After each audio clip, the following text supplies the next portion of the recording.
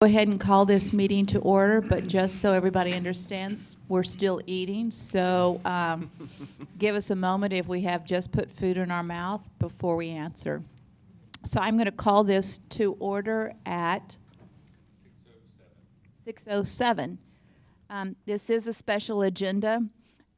We're here tonight to discuss water, and so the issues that we will talk about is water supply and demand, water infrastructure, and water utilities financing. So I'm going to turn it over to Bill Riley, who I believe is going to lead us through the program tonight. Thank you, Mayor. Members of the council, we certainly appreciate you taking your time this evening. And the food was, of course, so that's when we'll ask you questions, right? As you take them. Exactly. As you know, water has been and still is one of the most important issues that the city is dealing with. Has been for some time, and will continue to look for ways to find new water supplies and resolve those issues. Water is clearly the lifeblood of a community, and certainly is important for economic growth, and so and just to sustain a community. So what we would like to do is kind of share with you. We kind of want to go back tonight and kind of start at the beginning and give you some background into all of our water rights and understanding what our current water supplies are. Take a look at the things that we've been looking at over the last few years. The Water Advisory Board has been looking at and kind of begin to set the stage for how we move forward in meeting future water supplies for the city. I have asked Jason Hill, who you all know, who is the city's water rights attorney, to join us here tonight, and he will start off by taking us through some of the most complicated water rights probably in the state of Texas, and we're not going to get too far down in the weeds, but it is important to understand the background of that as we begin to look forward in the future and make decisions on how we move forward. So again, we appreciate you being here and the opportunity to have this discussion. Obviously, it's a workshop, so please do not hesitate to stop us and ask questions at any time.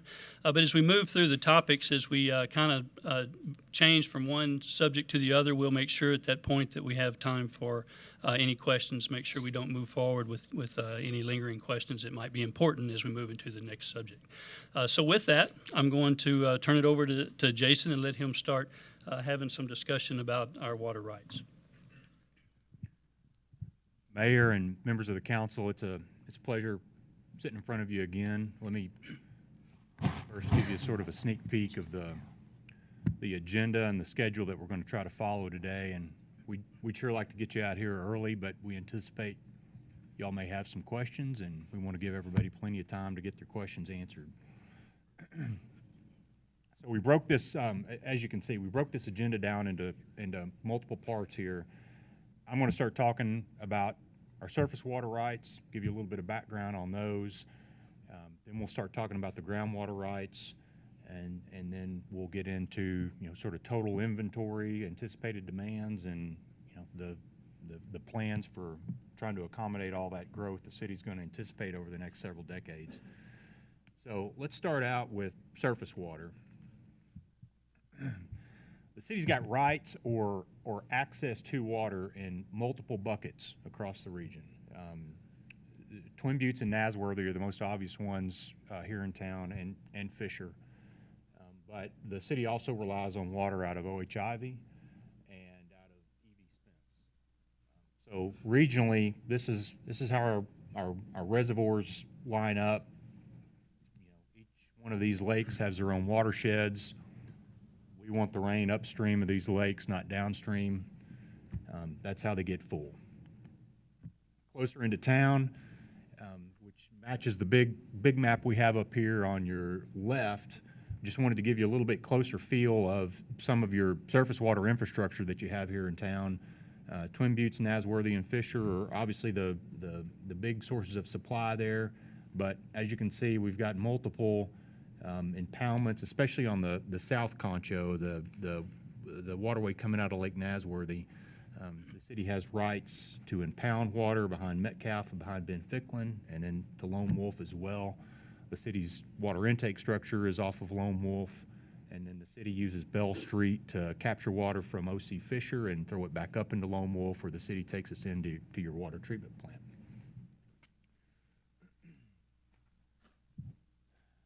About a decade or maybe a little bit more ago, there was a petition effort from some water rights holders downstream on the main stem of the Concho who had requested that a water master be created for the Concho River watershed. I like to explain, I liken water masters to, the closest analogy I come to is an air traffic controller. Water rights, surface water rights are governed under the priority system in the state, which means the first in time of a water right being issued, the most senior and most protected that right is. So we refer to those as priority dates. We refer to water rights as having priority dates, and the earlier in time your priority date is, the more senior your water right is, and the superior, that right is superior to a water right that was issued later in time. The way the law is supposed to work, the way water rights are supposed to be managed without a water master, is on a good faith basis of water rights management. Priority isn't strictly enforced unless the TCEQ steps in and curtails water right diversions, which outside of a water master doesn't happen very often. Water masters, like I said, are like air traffic controllers. When demands come in to the water master's office, requests to take water out of the river, the water master takes all those requests, they line them up by priority, they determine who gets what water first, and they manage those water rights on a daily basis. So the Concho River watershed, as you can see there on the map, is the area within the red lines. All the water rights within the watershed of the Concho are governed by the water master, and so we've attempted to, just to give you an illustration here of the majority, if not all, the water rights, surface water rights in the Concho River watershed. Many of those downstream between the city and Lake Ivy have much older priority dates. Thank you, sir. Much older priority dates than Twin Buttes, for example. And so when those folks call into the water master and say they need water, the city has to yield to the demands from downstream. All right, so what are the city's water rights? Well, the predominant volume of water that the city has access to doesn't come in the form of a paper water right, it comes in the form of a contractual right. The city has a contract with CRMWD, Colorado River Municipal Water District, for water out of Lake Ivy, water out of Lake Spence, and then of course there's O.C. Fisher Reservoir. The water right for that reservoir is owned by UCRA, and the city has a contract with UCRA for water out of Fisher. The city's surface water rights, reservoir rights, predominant reservoir rights come out of Twin Buttes and Nasworthy. So, as you can see, the majority of the access to water that the city has comes through contracts. Twin Buttes and Nasworthy are significant sources of supply, but on a daily basis, the city relies almost entirely on, in many instances, on water from Lake Ivy.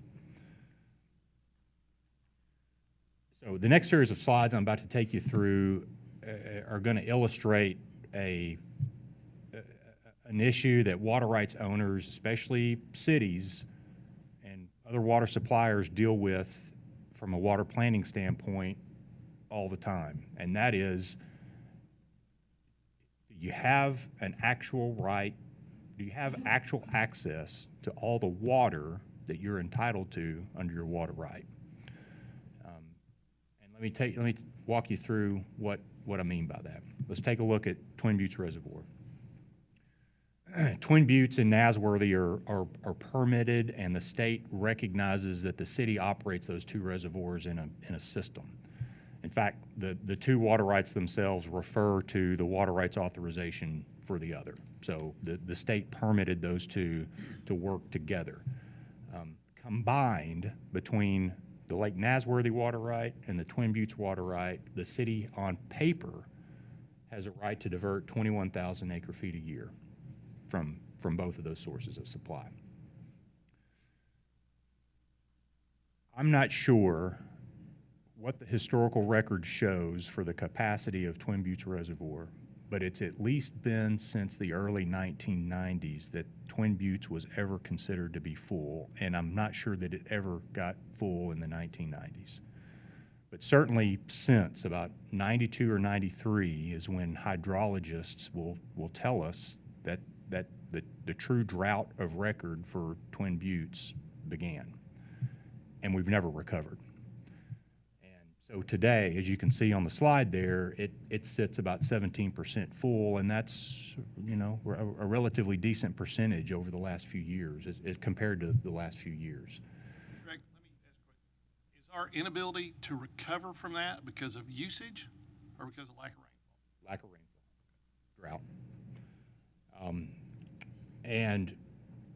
But let's talk about that 21,000 acre feet. When we talk in surface water rights from a planning standpoint, we want to know what can we rely on a regular basis from that water right. How much water can we depend on when the drought hits and we don't get any rain? How much will that reservoir yield? That's zero.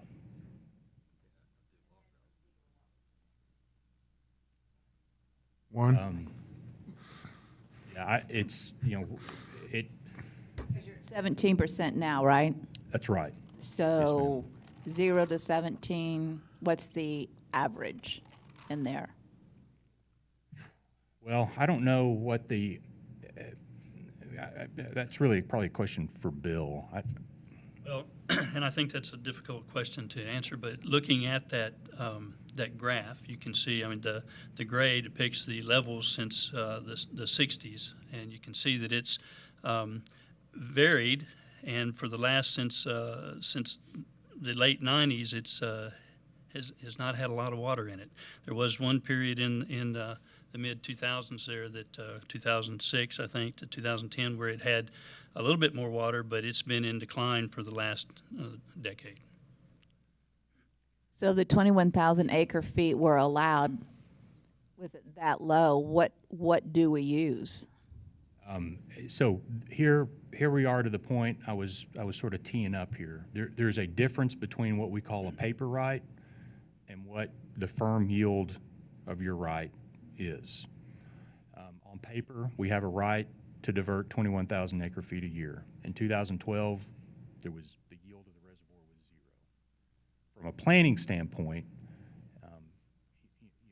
sort of the standard of care for municipal water suppliers is to plan on what we call a firm yield of the reservoir, which is defined as the yield that you can take year in and year out from a reservoir during the drought of record, assuming no inflows to the reservoir.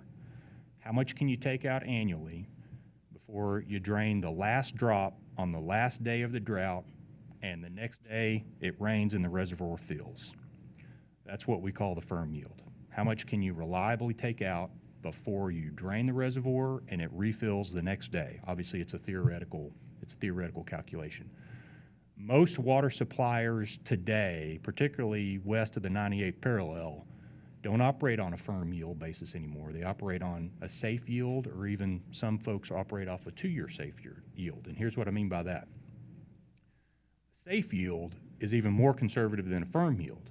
A safe yield says, it calculates how much water can you take from the reservoir reliably through the drought of record so that on the last day of the drought, you have 1 year of supply left in the reservoir.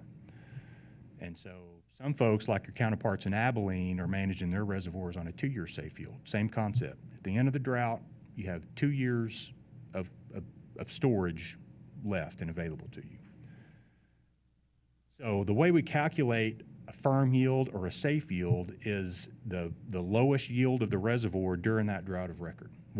How much is it we can take out before the reservoir fills on the last day of the drought?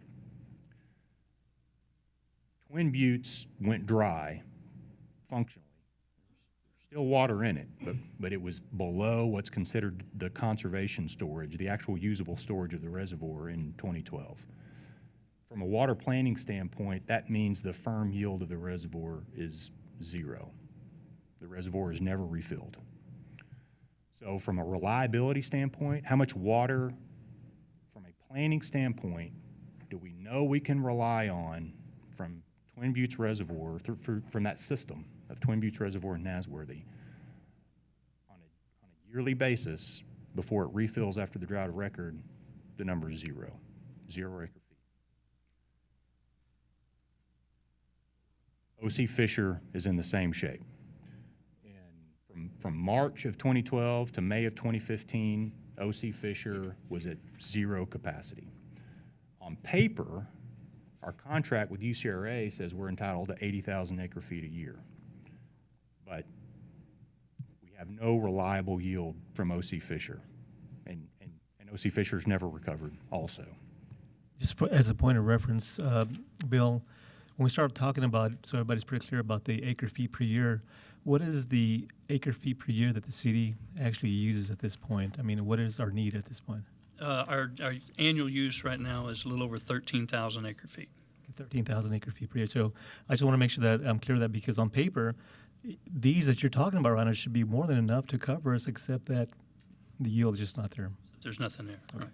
And let me say, this reliability issue is not unique to San Angelo. It's an issue that communities, like I said, particularly West Texas communities, are dealing with all over the state. They had reliability numbers based on predominantly the drought of the 50s, which was from a hydrologic standpoint, that was the worst case scenario that we built all our assumptions around when we did water rights permitting.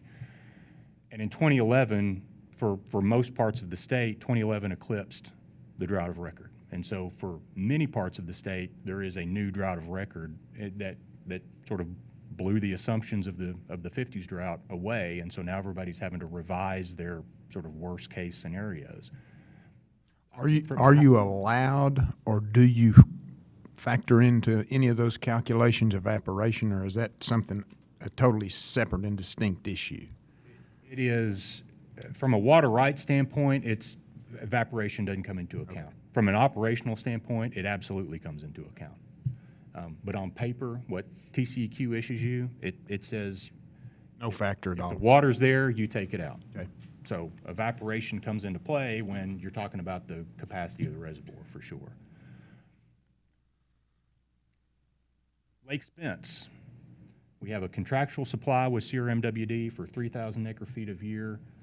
From July of 2011 to September of 2012, Lake Spence was functionally dry. So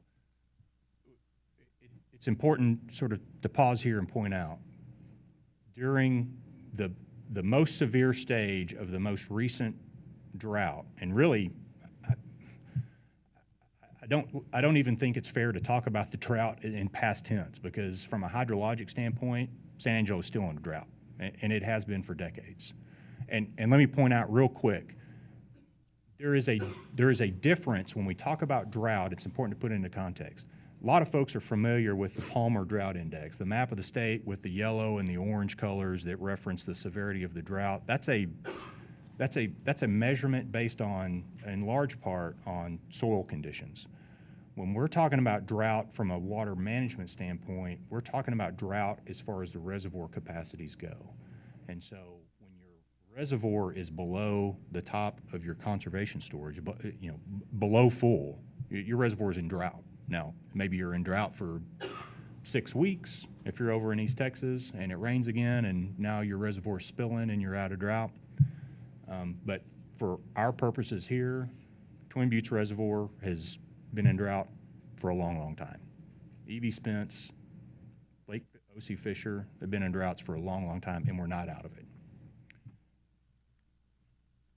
So, O.H. Ivy, the city's predominant source of surface water today. Remember, all the series of reservoirs we had back in the severity of the drought in 2011, 2012, we had zero yield out of those reservoirs. And 2 points during that drought span, Lake Ivy, as we've indicated here on the map, got within less than 12 months of supply. So if Lake Ivy had actually dried up, if it became functionally dry, the city would have been without any surface water supplies.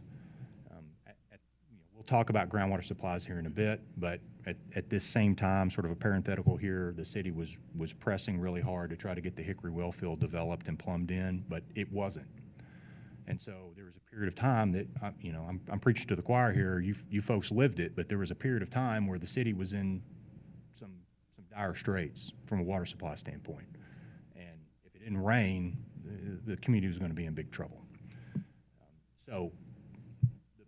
But what's important to talk about here with O.H. Ivy, the same thing with the other water rights we talked about. We have a contractual relationship with CRMWD that entitles us to 15,000 acre-feet of year. And by the way, that's based on what CRMWD in our contract calls a safe yield. Okay. Over the course of the life of that contract, the calculated safe yield of O.H. Ivy has consistently gone down. And so today, the Texas Water Development Board in the Regional Water Plan for 2016 has recognized that O.H. Ivy the city's portion of water that we've contracted for in O.H. Ivy is 5,660 acre-feet. That number is likely to be revised down in the next regional water plan to 4,820 acre-feet. So from a reliability standpoint, what we know we can depend on as a safe yield from O.H. Ivy has gone from 15,000 acre-feet at the time we entered the contract with the district down to just under 5. Is that a conversation, or is that just almost a mandate? You cannot have more than this. So that's a fair question. If you talk to folks from CRMWD, which I haven't, by the way, in full disclosure, but the city's consultants have, CRMWD will remain, I believe it's fair to say, pretty steadfast that the city has rights to 15,000 acre-feet. By golly, we'll get them 15,000 acre-feet. From a hydrologic standpoint, though, that's not possible on a safe yield basis. And I think that's going to be tougher to escape because the Water Development Board is starting to accept those revised safe yield numbers. And so there'll be probably some follow-up conversations. There may actually be hard conversations about how much we can take that may not be 15,000. And so I skipped over a part here. I've got that percentage. Our contract entitles the city to 16.54% of the total safe yield of Lake Ivy. That 16.54 comes to 15,000 acre-feet. That's, for whatever it's worth, it's the same percentage that the city of Abilene has contracted for with Lake Ivy. So you're functioning. So we want to make sure we use it, and so they can't use it. Is that the comment? We use it up before. Because, yeah, if we got equal, I'd hate to be the one on the back rear end not taking advantage. And the question mark is when you say contract supply versus safe yield, what are dollars and cents when we talk about that? If we're contract supply 15,000 acre-feet a year, what's the dollars attached to that? How do we calculate dollars? Like that costs, I mean, if the acre-feet keeps going down. The city's contract requires it to pay 16.54% of the debt service of O.H. Ivy and 16.54% of the operation and maintenance costs of the reservoir. So the So safe, that is at the 4,820 acre feet? the debt service and the O&M doesn't reduce because the safe yield has changed. It cost X number of dollars to pay off the debt, and it cost X number of dollars to maintain the So reservoir. because we're contracted for 15,000 acre feet a year, we are obviously paying a lot more based off of what was initially contracted versus what we're actually been able to get off of it. Well, we're actually, since it's not 15,000 acre feet, it's 16.54% of the cost of construction of the reservoir, and that debt service has been paid.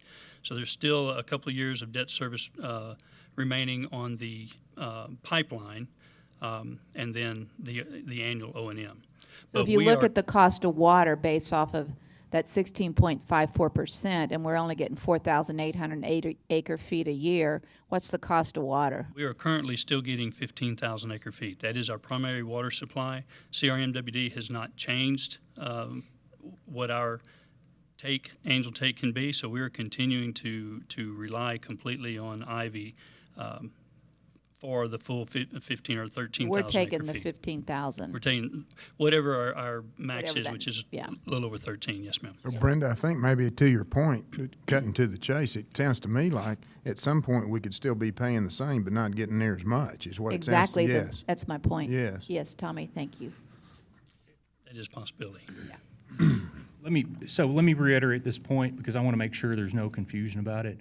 When I'm talking about, for example, when I'm pointing to 4,820 acre feet here, I don't want folks to misconstrue me to say that that's all we can get out of Lake Ivy today. As Bill said, we're getting what our contract entitles us for. We obviously are, Twin Buttes isn't yielding 0 acre feet today. It has a yield today that the city's taking. These are planning numbers. These are the numbers that you look at as a planner. In other words, you don't look to your water right for planning necessarily. You look hydraulically to what you anticipate that water right yielding for you under your worst case drought conditions under your guideposts that you use for water planning. For water planning purposes, the safe yield that has been calculated by hydrologists for Lake Ivy is not 15,000 acre feet. It's down to 4,800 acre feet and change.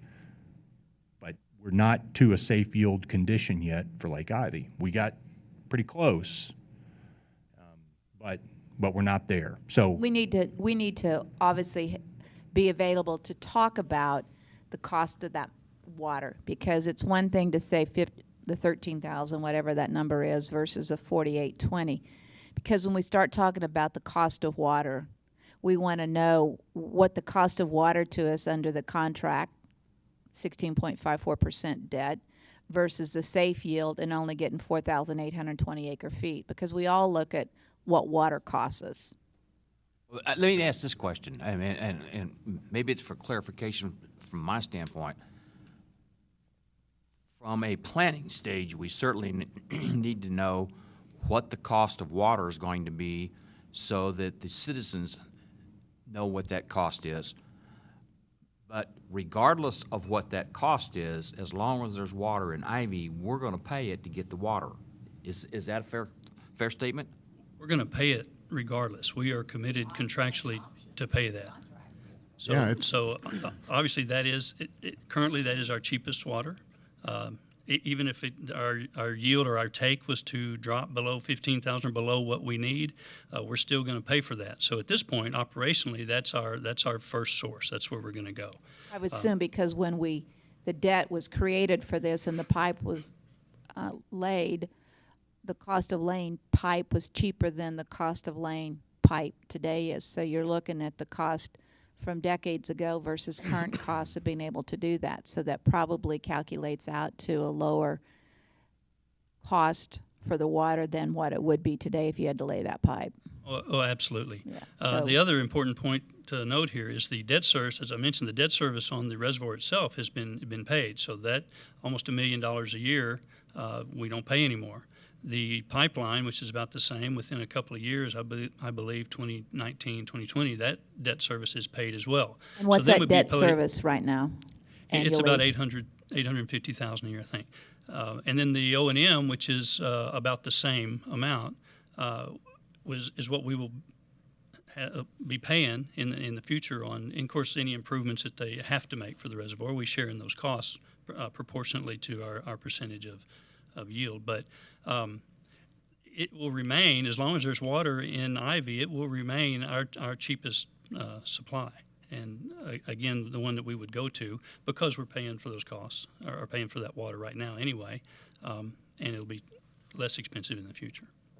We're beating the horse again to death, Brenda. If we're getting less water, at some point they mandate less water. Really, our cost of water is going up because we're getting less water.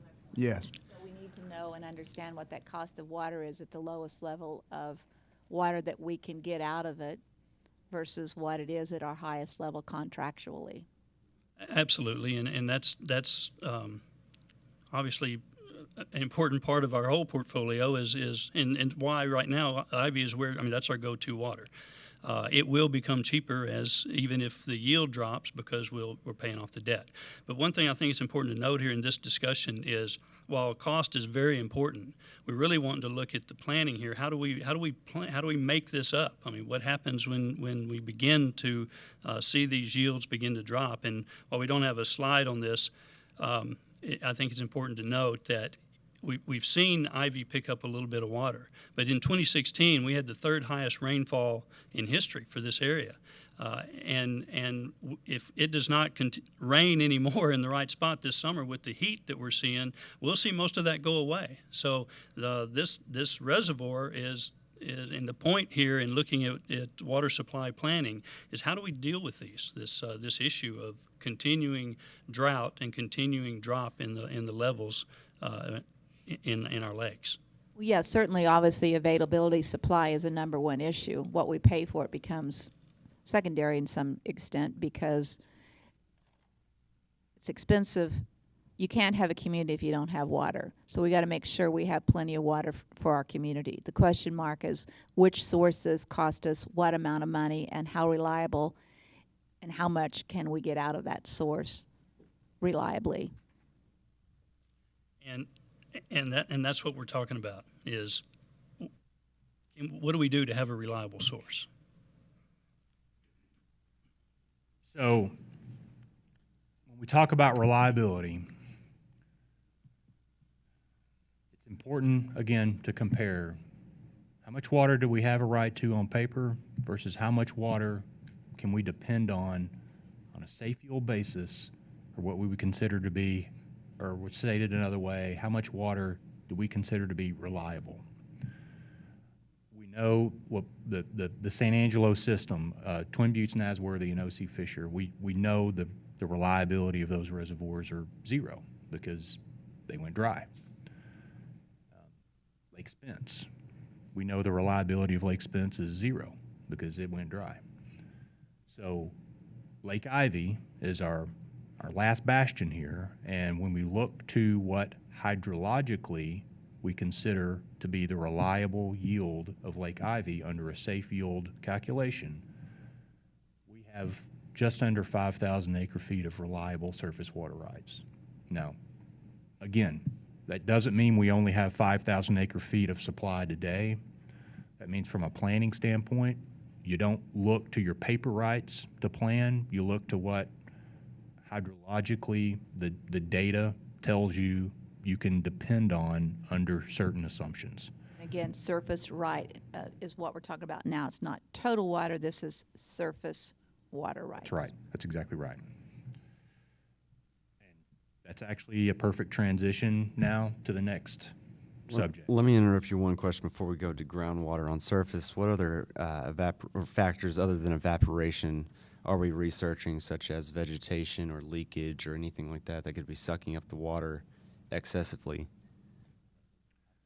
You know, there's been quite a bit of study and there's been quite a bit of money spent on vegetation control, both in the Ivy area, even the Twin Buttes watershed.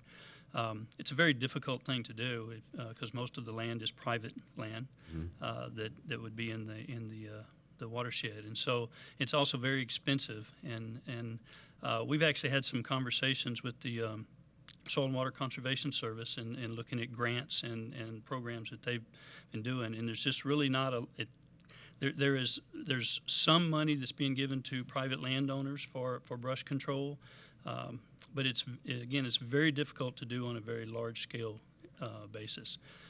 As far as other issues within the reservoir, I'm not sure what can be done about evaporation. Unfortunately, in West Texas, it's a big problem. I know out in California, there's people who've tried putting plastic balls on the reservoir, and there's chemicals that you can put, and most of those have proven not to pan out real well. And again, it's a lot of expense that hasn't worked well. So unfortunately, in a lot of cases, it is what it is in West Texas reservoirs. Right. Are there any other questions that Bill and I can field for you on the surface water part of our discussion here? Mayor, to your point, we're going to get back here in just a minute after we get through the groundwater discussion and sort of tally everything up and then have a discussion from that point going forward about what we have to work with, what we need or what we anticipate needing, and what we're going to need to bridge the gap. So that's where we're headed. All right, I'm going to talk preliminarily here up at the front about our source of groundwater supply, because there is as you all know, there's a colorful legal history to the city's groundwater rights out in the Hickory well field. And just for y'all's benefit again, for the benefit of the folks watching on TV or listening in the audience here, the water rights to the Hickory well field were acquired by the city of San Angelo in two different phases back in the early 70s. A transaction in 71, a transaction in 72. Gave the city, a lot of times I've seen it referred to in the paper as a water lease, and that's not at all what the case was. The city owned the groundwater underneath the Ford Ranch in the Hickory aquifer. So the conveyance was, in a legal term, we call that a severance. The groundwater estate was severed from the Ford Ranch. The groundwater estate in the Hickory aquifer was severed from the Ford Ranch, and the city owned it. The Ford Ranch is 32,000 acres in size, and there was, at the time and to this day, it's been an active cow-calf operation out there, very, very large, as you might imagine, cow-calf operation. And so the ranch needed water. So when the city negotiated the sale or the purchase of the groundwater rights in the Hickory well field in the 70s, there was language in those conveyances in that sale that allowed the landowners at the time to make use of any water that the city developed from its well field. The way those conveyances were written left a lot of ambiguity about exactly what rights that the landowners had to water that the city produced versus the city's rights to cut the landowners off or to curb water usage. And all that was well and good, and it wasn't a problem at all until the ranch came up for sale. And there was a real risk there from the city's standpoint that even if it was purchased outright as a 32,000 acre piece of property and owned as a 32,000 acre piece of property, you've got a new owner that you have to establish new relationships with that may not be interested in a very narrow interpretation of those conveyances and may want a broader interpretation of the rights that they have to that water. But the probably more likely scenario is that the ranch gets broken up into smaller pieces and sold, and now the city has multiple landowners to deal with multiple interpretations of what their rights might be under that conveyance. From a legal standpoint, it created some issues. The city's invested $120 million in the well field out there, and there's a potential that we've talked about it before, the bucket of rights out there that the city has could have some big holes in the bottom of it. The city couldn't afford to allow that to happen given its investment in the Hickory And as we've seen, based on our surface water discussion, the incredible importance that the Hickory has as a hedge against the absence of surface water supplies for the city. So it was a relatively, perhaps some might say, an unorthodox decision at first blush for the city to go out and buy the ranch. But there was a lot of thought put into it, and it was clear from the outset that the only way to really lock this issue down and ensure that the city's water rights in the Hickory were fully protected was to go acquire the ranch, go acquire the entire property. And that gave the city then the opportunity to shore up its groundwater rights, make a determination of what it wanted to do with the balance of the surface of the property for subsequent sale. That led to the decision, and I think has been widely recognized now, particularly from folks outside the community looking in, as one of the wisest decisions that this community could have made, to invest, to lock up those water rights. But the story goes on from there. As we've noted on the second bullet point, when the city finally started to decide to move forward with the active development and reliance on the Hickory groundwater rights back in the mid-1990s, the city got involved in some litigation between the city of Brady and the groundwater district that manages and oversees the Hickory water rights, the Hickory Underground Water Conservation District. Without belaboring the issue too much, Brady sued the district because they didn't believe that the district should authorize the permits to the city. Brady then brought the city into the lawsuit, and so there was a lawsuit between 3 different parties over what rights the city could have, what permits the city could have to produce water out of the Hickory well field. That litigation resulted in a settlement that was then memorialized in a court order, and the court order required the groundwater district to issue the city 22 well permits for 22 individual wells. And each individual well had to have a production capacity of no more than 500 gallons per minute.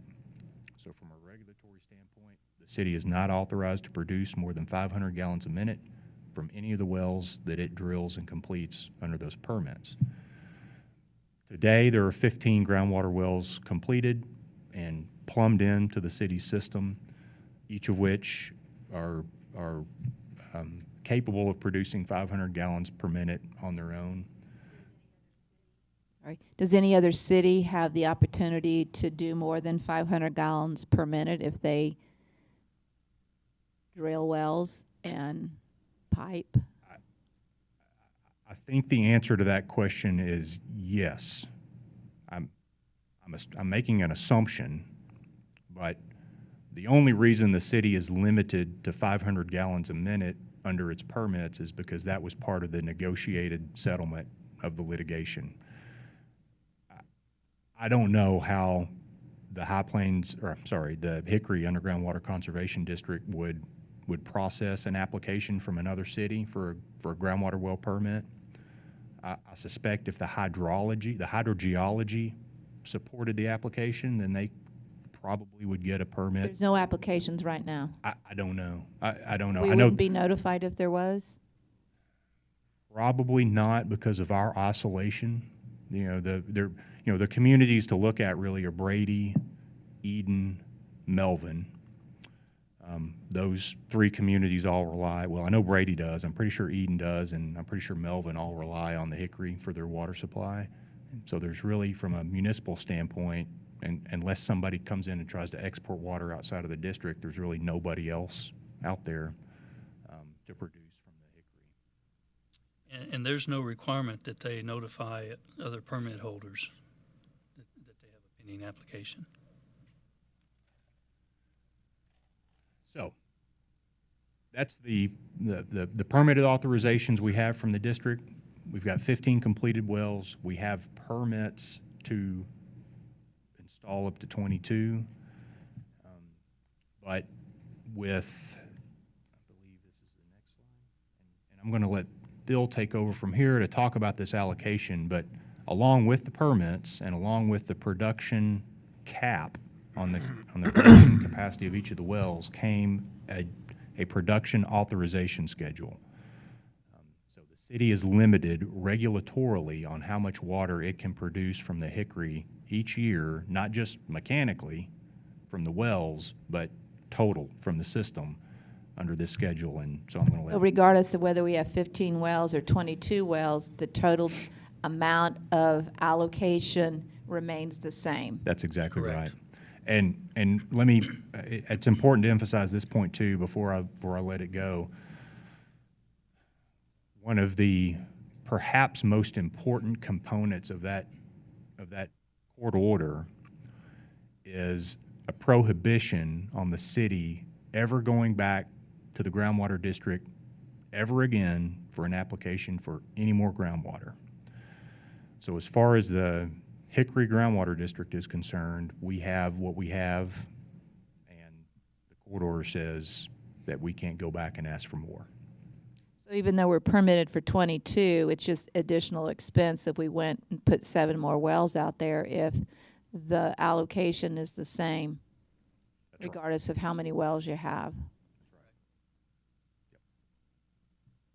So the agreed order, as Jason pointed out, had a schedule for how we were allowed to take water over the years, which began in 1996, and it began at a pretty low amount of 1,500 acre-feet a year, and then that began to increase.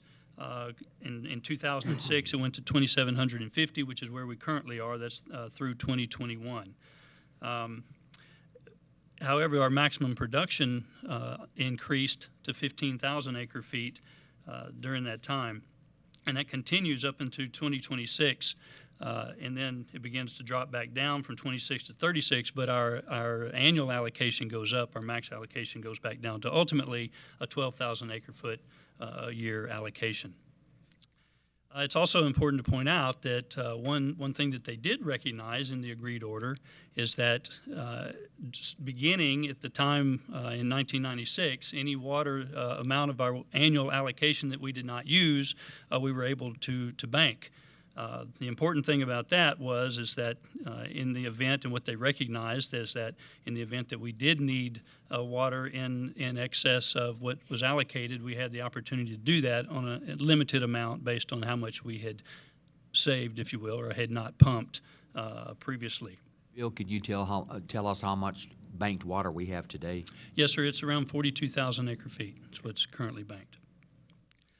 Also, it's important to understand that and when we think about that in a water planning process, and we'll talk about that a little bit more as we begin to look at how much water we have collectively, is that it's really not like there's a pool of water out there that we lose in the future if we don't use. It's really an insurance policy in the event that we do need to be able to pump more than what our allocation is of 2,750 acre-feet right now. We have the opportunity to do that for some time before we used up that bank water. If we don't use it, then it doesn't go away. The water's still sitting there in the aquifer, and as our allocation increases, we have the opportunity to produce that water on an annual basis.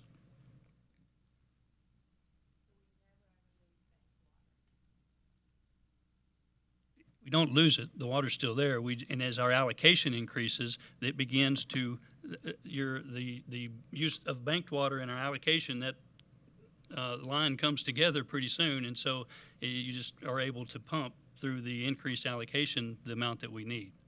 So that the banked water recognized that during this time where our allocation was not much annually, there might be a time that we needed to produce in excess of what our allocation was. So it provided a mechanism that if we didn't use it, to allow us to do that on a limited basis, and that's basically what that was about. Well, of course, the ability to continue to bank water ends at a certain point, though, correct? That's correct. After 2026 is Correct. the end of when we can bank it. We can't bank it after that. That's what.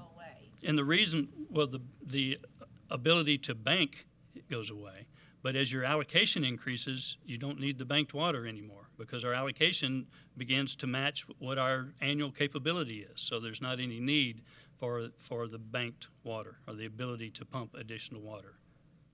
So, Bill, if we use the Hickory for our sole water supply, how many years, based on our usage now, would we get through?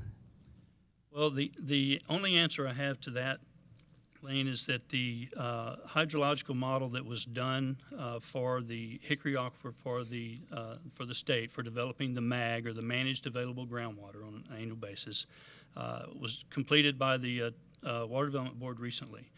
What they put in that model is, beginning now, our maximum allocation of 12,000 acre feet. Okay? And in 2070, we're still pumping water. So it is at our maximum production, yes, ma'am. So my answer to that would be, it's a very sustainable aquifer. Properly managed, it will be there for a long time. What's the recharge rate? I don't know that off the top of my head how much the recharge is. Obviously, it depends on rainfall up in the And is it Llano the same area, watershed as OH Iving, Spence, or Actually, where, the where's recharge that for the coming Hickory from? is south, what's called the Llano Uplift, where the Okay. sand mines are. That's actually the recharge area for the Hickory Aquifer. So that's the area that you would want. And they get more rain there. Get more rain than we do. here. It's a Yeah, fact. Yeah. that's for sure. What is their annual rainfall amount? Do you know that off? Okay. I know if you go out to the Hickory well field, it doesn't look like it's a whole lot more than here most Right. of the time. So. So based on that 2070 calculation and the recharge of the rainfall that they get there, we won't exceed it for past 2070. I would think that's a very fair statement. I think that the aquifer is sustainable for a very long time. Let me jump in here and just add this point. The 2070 threshold is, hydrogeologists are very good at their job, and certainly the hydrogeologists that the city has working for them as consultants are very good at their job. But there's only so far that folks will go out into the future to make a prediction, and so 2070 probably reaches that threshold. I don't know that it's correct to assume that in 2070 there will be no more water in the Hickory to produce. I think the better way to consider that is that was just as far out as the scientists are willing to predict about what the Hickory aquifer might do. Yeah, I mean, I would agree with that completely. And the planning that's done for developing the groundwater supplies is a 50-year window, just like we do the surface water. So I think you're right. That's just as far as they look. Thank you. So looking at the groundwater project and exactly what the well field and how much water that we can anticipate under the current project, the well field was designed to be able to produce 12,000 acre feet a year, or 10.7. Of course, that was our ultimate maximum allocation. The current physical capacity, if you will, of the well field is about 9,000 acre feet, or 8 MGD. And let me kind of explain how that works and why it's that way. Each one of the wells was designed and constructed to produce the maximum of 500 GPM, as Jason pointed out, which was within our permits as our maximum amount. If you take 15 wells at 500 GPM and you ran those 24/7, 365, you would be able to produce 12,000 acre feet. However, when you do that, there becomes some interaction between those wells. And so as that happens and water levels decline, and that's a pressure reduction, not actual water going away, it's just the impact that wells have on each other in that type of confined aquifer, the actual production of those wells drops somewhat. So the current configuration of those wells, it can produce about 9,000 acre feet. The pipeline was constructed to be able to push 12 million gallons a day from the well field into the city. And the treatment plant has an ultimate capacity of 12 MGD, but is currently constructed to treat 8 million gallons a day. So that is between The well field and under its current configuration and the treatment plant are the shortfall, I guess, if you will, currently of the groundwater system that kind of limits what our available water is. Bill, when we put that treatment plant together, we made arrangements that we could expand that treatment for whatever that cost is. Is that correct? That is correct. It was constructed to expand 2 more treatment trains, if you will, at 2 million gallons a day each, so ultimate of the 12 million gallons a day. Why didn't we do that from the beginning? I can't answer that. It was before Bill's time. Mayor, it was a decision like a lot of decisions are at the time. It was probably some financial consideration. There were certainly considerations made for the expansion that will limit some of the future costs. I mean, there was a lot done at the time of the construction of that facility. There was a decision made on how many additional wells. There were 9 original wells at the in the well field, so 6 additional wells were constructed with this project, Again, I'm sure there was a lot of that was how much water do we need right now, and that was based on probably the mindset of how much surface water would be available. But 5 years down the road, we're still looking at that and saying, okay, maybe it probably needs to be 12, and that's one of the decisions we need to make is what is the cost of doing that, and what's the value of doing that. Do you have a number on what putting the other 4 on would cost at the treatment plant? Yes, ma'am, I do. And that number would be? It is actually part of this presentation. Okay, I'll wait till you get to it then. Okay. You don't have to jump ahead for me. All right. So to kind of finish up the groundwater portion here before we get into looking at everything combined, we just kind of a recap here. So from a safe yield in surface water, we are looking at the just shy of 5,000 acre feet, and in the water, that's about 8 MGD, which is about 9,000 acre feet. So again, the limiting factor there is the treatment facility. So with that, let me make sure that we don't have any additional questions on the groundwater, and then we will continue on. How much did each of the wells cost us to drill? A good average number is about $4 million each, and that's not just drilling a well. That is complete equipping of those wells and the piping necessary to connect those. And those wells, so that means 4.2 means it connected well 1. Well 1 to well 2 to well 3 to well full. The collection system within the well field. You can't really see it over there, but another issue that was in the agreed order was those in the district permits is those wells are required to be on a 1 mile spacing. So just by virtue of that, there's several miles of piping system in the well field, and so that obviously when you fold that into the cost, it's about $4 million to. Yeah, because that's significant larger than like if you go out and drill an oil well today, it wouldn't cost you $4.2 million, but then you're not talking about the pipeline. Is that what you're saying? That's correct. Those wells, the wells in the Hickory well field are drilled in rock, and they're about 2,500 feet deep. So they're about 20-inch diameter, and larger than that in some cases, the upper part of the casing. So they're significant wells. They're not just your normal household well. Bill, from a planning standpoint, are you going to talk to us about, the current status of this, what we need to be looking at from a future planning standpoint with respect to Hickory? Are we going to be talking about other groundwater sources? Is that part of this presentation, or is that another day, another story? It is. As we move in that direction, one of the considerations is in looking for future water and how we bridge the gap is what do we need to do with Hickory? We've got some cost estimates for that, and what that would take. And then also some of the other things that we've been looking at and the Water Advisory Board has looked at, and kind of take a look at some of the options that we have and what I guess the whole collective picture is for not only our treatment infrastructure, but also where those supplies would come from. Good. Thank you.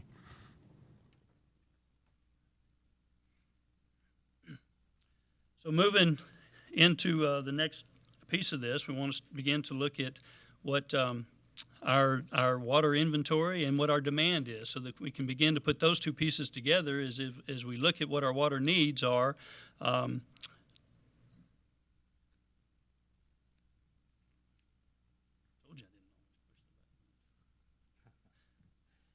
What our water needs are is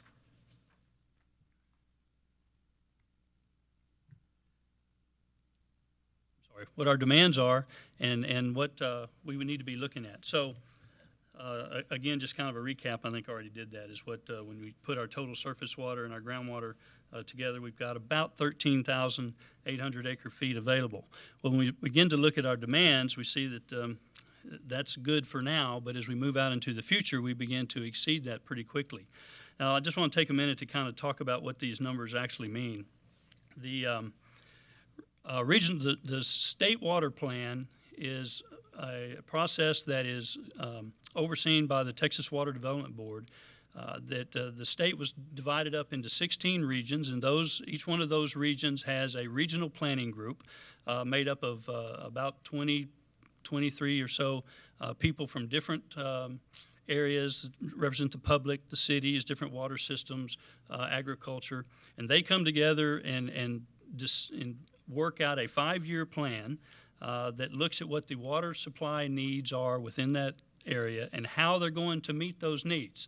And just kind of as a side note, if you're going to have a water supply project that you are going to want state funding for, it has to be a project that's in that state water plan. So as we go through that process, we look out 5 years, and we want to make sure that if we the process that we're going through now, that as we work with the state water plan, that any project that we have ends up in that state water plan. We might not ask for state funding, but if we do, we want to make sure that that project is in the plan. One of the things that they do real well is project population.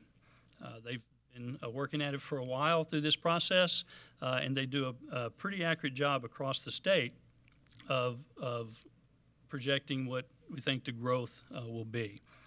So with that, they also project what the water demands will be. When we look at this chart on the column there that has the small amount, the shorter column of numbers there, thank you. Those are the water demands that are in the state water plan that was done as part of that process and by the consultants in the Water Development Board.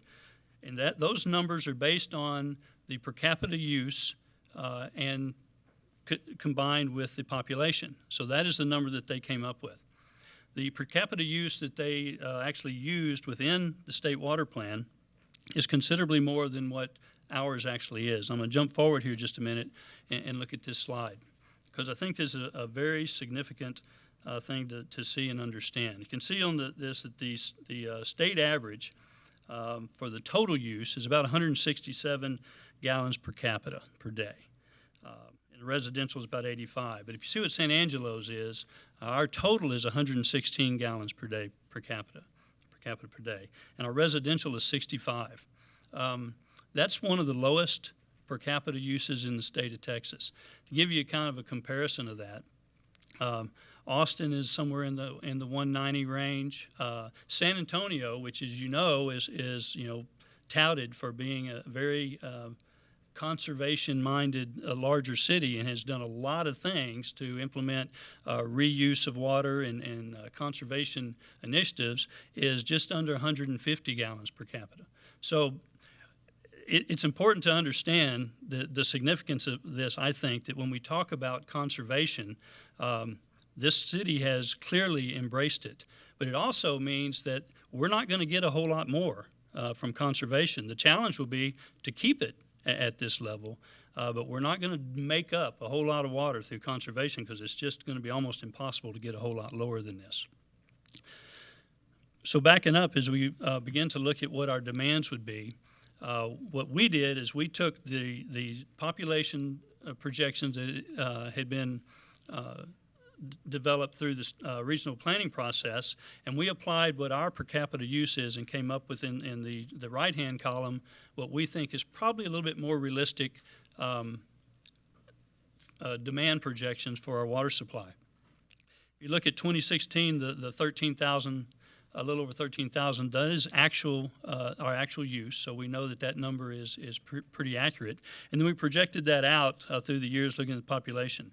So when you get out to 2070, those two numbers come back together pretty close. So I would say that, to be conservative, that our actual demands, projected demands, are probably somewhere a little higher than what I've projected there, but probably a little lower than what is in the regional plan. So that gives us kind of a target as we begin to look out how much water we're going to need, what we need to be looking for, and what we can expect to.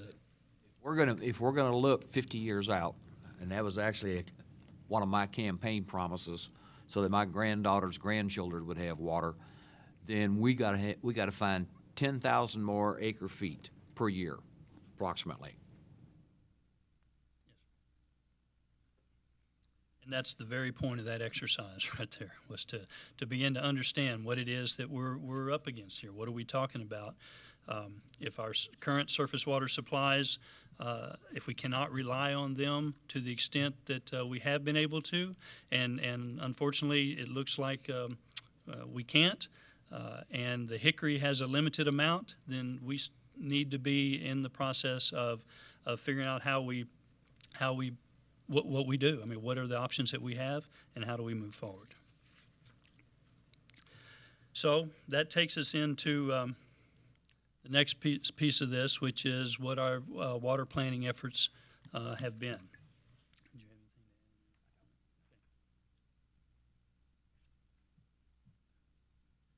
So, as I mentioned, the advisory board has, over the past, couple of years, have looked at quite a few options, and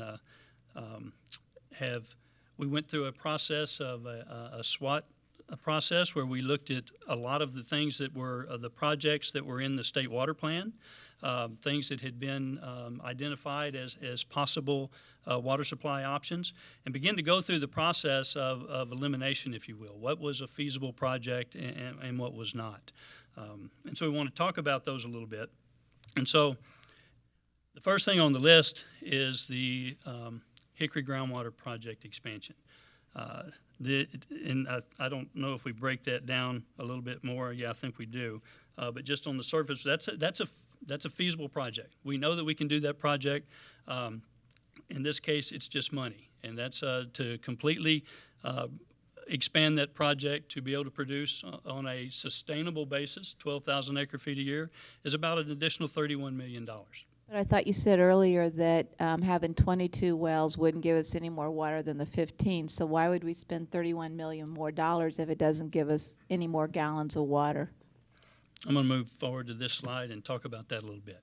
To upgrade the existing well field to be able to actually produce the 12,000 acre feet would be approximately another $1.5 million. What that involves is lowering pumps in some of the wells that have a lower transmissivity, the wells that don't produce quite as prolifically as some of the other ones. They're the ones that are impacted if you had all 15 wells run at one time.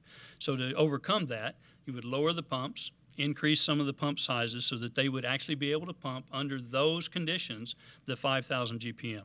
So to do that, again, it would cost about $1.5 million. At that point, you have a well field with 15 wells that can actually produce 12,000 acre feet.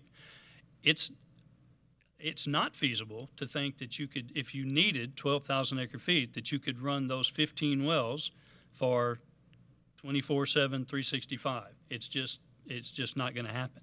So in order to do that, we have to have some redundancy. We have to have some additional wells to be able to sustain that production. Okay, so on the Hickory Groundwater Project, on a previous slide, it said the well field, the design capacity was 12,000 acre feet, but the current physical capacity is 9,000 acre feet. That's correct. So we knew we needed to get to 12,000. So when we drilled these wells initially, why didn't we spend the money then to ensure the 12,000 acre feet instead of having to come back to it at a later date? Because it would seem to be more expensive to have to come back at a later date than it would have been to do it from the onset.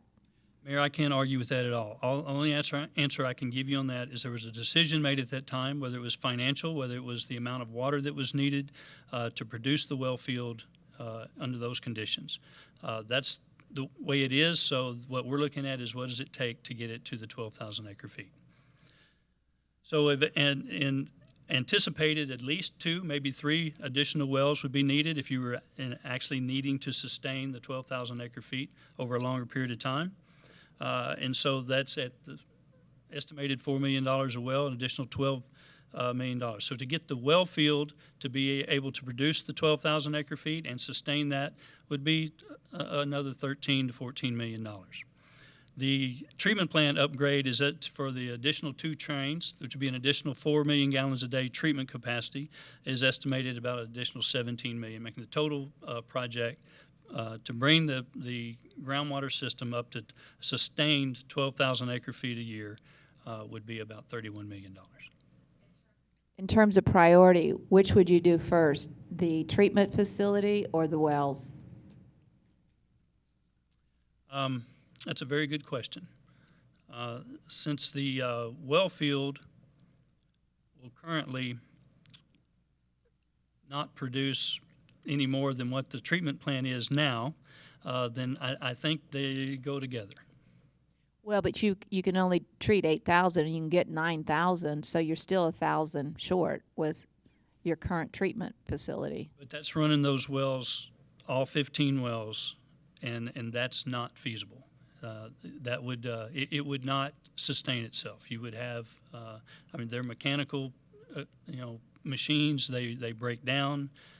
So if you needed to be able to do that, you could not. And so I think if we're going to expand the project, then I think they get expanded together. And this money for the $31 million, the money would be projected to come from Rates. And those rates are already calculated into what we're paying today in the 5-year escalation of rates. What we included in the 5-year plan was financing for additional water supply. But it could be used for this as a priority. Absolutely. And Absolutely. This is the priority, right?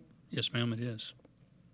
Bill, to avoid the mistake, while it seems in light of $31 million, $1.5 million situation, or call it a mistake if that's what it was, or not planning, to avoid those things in the future, we know we're going to have more water in the future based on what you showed us a couple of slides ago, based on population growth. Should we be talking about things that we should do today that may be far more expensive than $1.5 million when they must be done? Or is that just not good planning from our standpoint as a city based on the cost of those things? I guess it would depend on what those things are. I guess it would too. Because if but you can't define what those things are, it's pretty hard to put a dollar amount to do them. we know what some of those items could be if we didn't do them today? Do we have any idea what some of those things might be? Councilman Hickory, you're talking about any additional water supply options that we might be looking at? Well, right now we're talking about Hickory. Let's just for this sake of this conversation, let's just right now focus on Hickory to get it to the point. Does the 31 million get us to, which I'm hearing that it does, to the absolute maximum capacity that we have? Is that what the 31 million gets us to? That's correct. Yes, And that's what we know we have. that's correct. So a priority would be attached to what we know we have is your best investment, best foot forward. And I think that's absolutely correct, Mayor. One of the things, though, that I think is important that we do is we don't just stop there, because And I don't believe we should, but I think, it's the old, egg before the chicken, chicken before the egg. We got the scrambled eggs already. Absolutely. But I think as we look at that, I mean, I agree with you. I think that is something that's water that we know we have. We know that we can go get. And we know pretty closely what it costs us to do that. But at the same time, and I'm going to kind of back up just a little bit and kind of set the stage for my thoughts anyway as we move forward in this discussion. When we look at what's happened to Ivy, which has been our main source of supply, and the reality that lake came within less than a year of doing what the other reservoirs has done, is not be available to us. It's probably not realistic to think that big a pond on that big a watershed on the Colorado River would dry up and go away.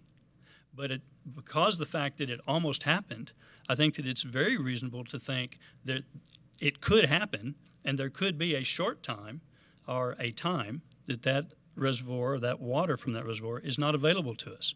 So I think from the perspective that we need to look at today is, even if that happened and the Hickory was at full capacity, it does not meet our full needs. So not only do we need to develop the Hickory, we need to look at what other options we have to bridge that gap, if you will, if we have a time where we have none of our surface water supplies available to us. So I think we need to look at the whole picture, because it's not, it's $31 million for the Hickory, but it might be that much or more to be able to do something else that bridges that gap. And so those are the things that we've been looking at, that we need to continue to explore, and that you need to see, and as we make some decisions, and we get back to what you were just saying, is we prioritize that process. What is number one, but then when do we think the next piece is going to fall in place as well, and be ready to move forward with that next piece, if in fact. But we haven't identified what that next piece is. We have not. And so right now, one would say that what we've got to do is invest in what we know we have, because it could be 5 more years before we know what we don't know today, or 2 years or whatever. But what we do know is this. That's correct. One of the places that I want to bring you today is how we could set the Hickory aside. We could say we know what we want to do there.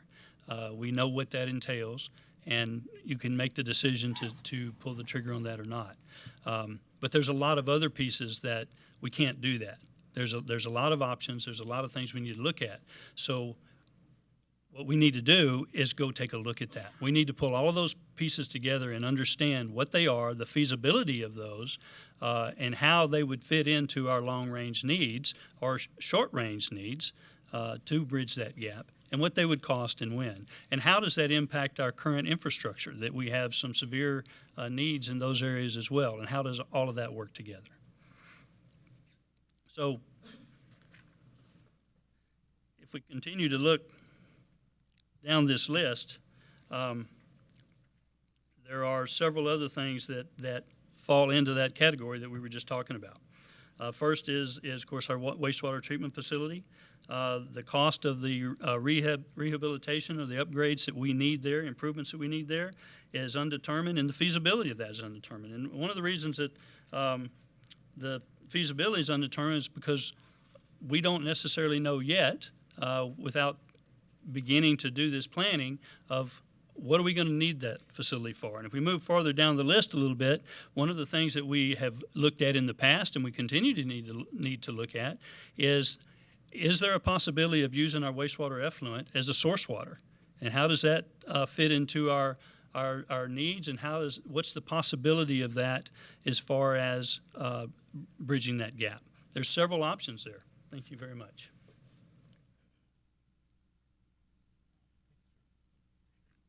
Unfortunately, from a citizen's perspective, that's way down on the list of what we want to do. So the issue is what other options are there that produce what we want? Direct potable reuse but there's a lot of options and possibilities of using wastewater effluent to shore up and augment our surface water supplies that are not direct potable reuse. And those are The possibility is putting it in the river, taking it out, augmenting, because that goes to Lake Ivy. And I've actually got, I think, some slides on this discussion, maybe. But putting it in the river, taking it out downstream in a process called riverbank filtration. All of those provide natural environmental buffers to the effluent. So I think that before we just say that we don't want that, I think we need to really take a look at what those possibilities are, because that's real water. Ma'am? Oh, absolutely, absolutely. But it's real water, and it's I think part of the overall discussion that we need to have. But in saying that, I think we need to understand what the feasibility of that is, and for you to have the opportunity to make a decision, is that one of our options, before we move forward with any treatment plant upgrades. Because if we're going to dump it into the river, then we need to understand that, we need to know that, and any upgrades need to take that into consideration as far as what we would do. I think, Bill, one of the things you're saying is this council needs to be forward-thinking enough to be able to understand the upgrades to the wastewater treatment plan, as well as to the water treatment area, and all of those things that we may need to look at to get us to that 2070 year amount that we're looking at. So we don't want to be short-sighted enough that as we look at some of these things, that we plan for them in such a way that we don't be short like we are on the $31 million to get the Hickory field up to the capacity. I think that's a very, very true, very fair statement. One of the things, though, that I think that we have to consider here is we might not have something readily available to us today that takes us to 2070. We might have to put processes in place and water supplies in place that, don't want to overuse the term, but that bridges that gap when we don't have water in Lake Ivy. And as we continue to, and as we do that, because any long-term supply might not be close. And that takes us into another discussion, probably another day, which would be the West Texas Water Partnership and our role in that and what that means for us for the long term. Sorry, it's hard to have a conversation about this if we're not having a total conversation about other options, because then that means we're talking about this specifically as our only option and not taking a look at other potential water resources. It's the combination of the two that we need to understand as a vision and a strategic concept going down the road. This is right here, but what else is right here? There's several things that we have taken a look at, and I certainly didn't mean to insinuate at all that the only option that we have to look at is the use of our effluent. But I'll be completely forthcoming in my thoughts. I think it would be short-sighted not to include that in the options that we're looking at. It's about the whole picture, yeah. Absolutely. That's all I'm saying is Absolutely. I'm not short-sighted in looking at this, but I don't want to have this conversation if I don't know what the big picture is and other options. And that's absolutely correct, and that's what we need to be looking at, is what all of our options are. But I think we do have two issues here. We have, for lack of better words, we have a short-term issue and we have a long-term issue. We have the potential within 35 months of not having any surface water available to us. That is what the calculation is today. If we had zero inflow into any of our reservoirs with the use from it and evaporation, it'd be about 35 months of supply. What would the time frame be to spend the $31 million and get the program we talked about a minute ago? Because if you say we have 35 months, the only thing that looks like it's in our sight line is the Hickory Aquifer, $31 million. That's in our sight line. There's nothing else in our sight line in 35 months, really, is there?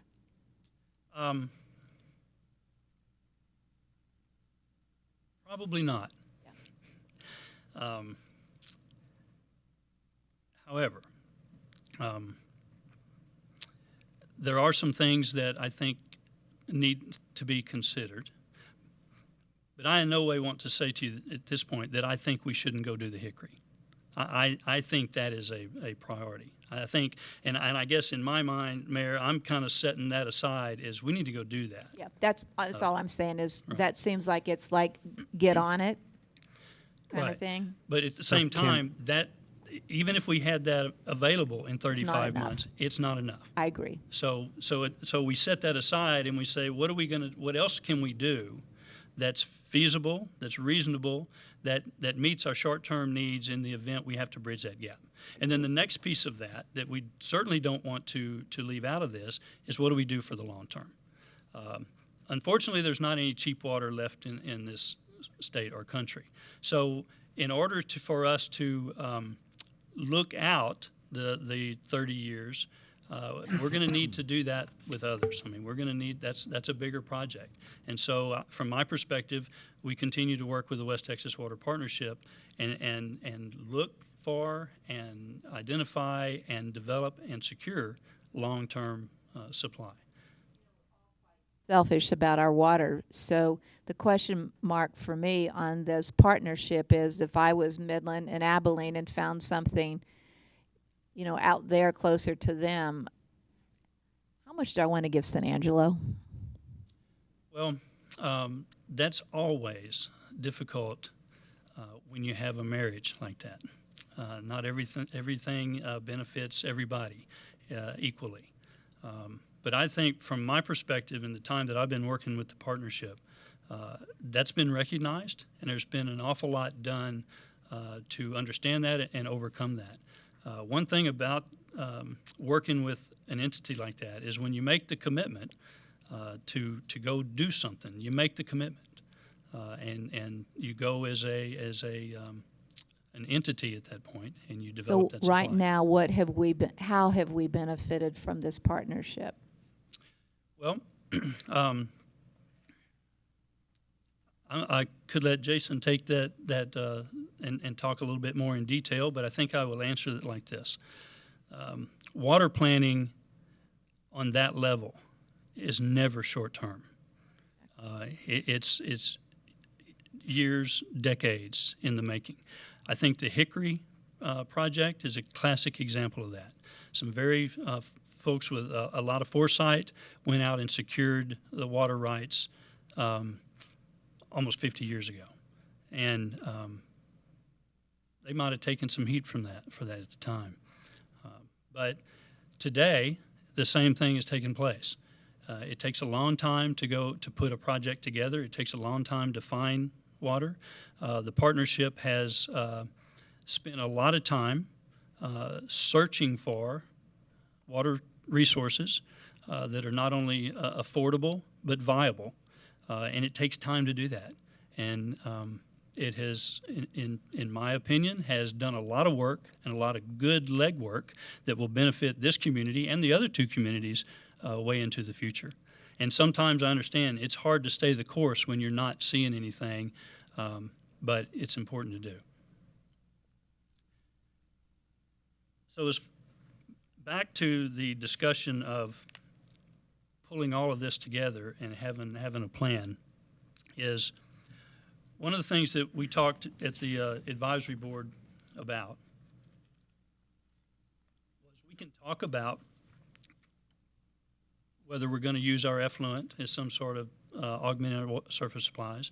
We can talk about whether there's brackish water. We can talk about how what we need to do within our reservoirs. We can talk about whether there's the possibility of purchasing water from the city of Abilene on an interim basis. And let me just stop and talk about that for a minute. That is one of the options that we've taken a look at.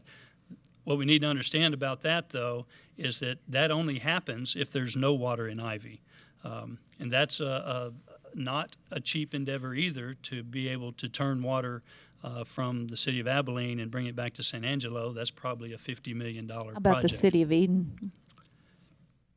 Well, Mayor, let me speak to that. Eden has 3 water wells that will produce a maximum amount of about 1.2 million gallons a day. Prior to the, ma'am? All combined. Yes, ma'am. And that's again, that's their maximum production. Prior to the prison closing, they were using about 500,000 gallons a day. So that, with what they were using, that gave them the buffer that they needed. I don't know how much the prison was using, how much that has decreased, but the amount of water that would be available that they could actually sell would be relatively insignificant at a very high cost.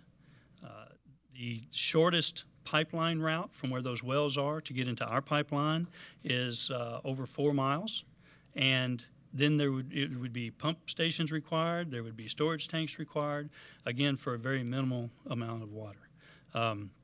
And to not get into it too much, just if Eden sold water to San Angelo, they would be exporting water out of the groundwater district. Their current permits, I feel certain, do not allow that. That would trigger an issue with our permits. So that's really not a feasible option. That would impact our Hickory aquifer rights? Mayor, I think it potentially could impact our prohibition about going back to the district and asking for any more water. Because their water comes from the Hickory aquifer as well? Yes, ma'am. It comes from within the groundwater district. Thank you. Yes, ma'am. Right. So, again, with the city of Abilene, the project there is a lot of money, could be significant water, but again, would only be available if there was not water from Ivy. So that investment would not produce any additional water during normal times. There's other possibilities of aquifer storage and recovery. That's something that ought to be explored, where we have the opportunity to bring water from the Hickory aquifer or other sources, put it into the ground, take it out when we need it unregulated. Is that viable in this area? I don't have a clue at this point, but it's certainly something that's not necessarily uncommon. And for example, the city of El Paso is taking their wastewater effluent, treating it, and putting it into the ground. And so aquifer storage and recovery is something that we ought to take a look at. Are there any brackish or other fresh groundwater sources in the area that we can tap? The Water Development Board recently completed the brackish water study for Tom Green County, basically the Lipan Aquifer. Commissioner Bacon was very instrumental in getting that moved up on the list and for them to take a look at that. What they found was, what I think has been known for some time, is there is a lot of water in the Lipan Aquifer. Unfortunately, getting it would be very cost prohibitive. In their words, it would literally take thousands of wells. I mean, the water is confined in a rock that is, the transmissivity is very, very low. It's good for the agricultural irrigation that it supports, and that's about the extent of that. So in order to produce that, we would probably have to own Tom Green County and all of the agricultural operation. So, but things like that continue to need to be explored.